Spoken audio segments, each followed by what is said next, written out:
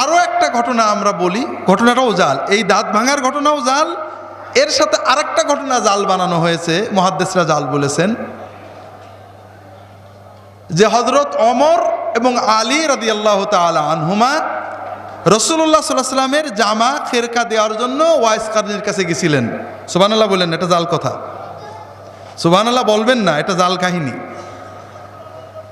যখন তারা wise Qarni রাহিমাহুল্লাহ তার কাছে পৌঁছালেন, কথা প্রসঙ্গে ওয়াইস কারনী জিজ্ঞাসা করলেন যে রাসূলুল্লাহ সাল্লাল্লাহু আলাইহি ওয়াসাল্লামের ওহদের যুদ্ধে দাঁতটা ভাঙছিল কোন দাঁত?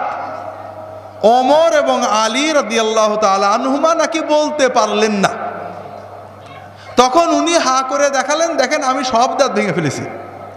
তখন ওমর এবং আলী লজ্জা পেলেন। এরকম ঘটনা শোনেননি?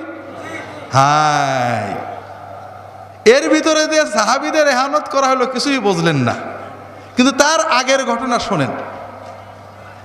আমার পীর ইমাম মাহদির নেতৃত্বে ইহুদিদের বিরুদ্ধে লড়াই করছেন। হঠাৎ খবর পেলাম আমার পীর, আমার কলিজার টুকরা, ইহুদিদের গুলি লেগে শহীদ হয়ে গিয়েছেন। সঙ্গে সঙ্গে আমি আমার পিস্তল দিয়ে আমার বুকে গুলি নিয়ে শহীদ হয়ে গেলাম। আমার হুজুরে যে জান্নাতে যাবেন, আমিও সেই জান্নাতে যাব, ঠিক না?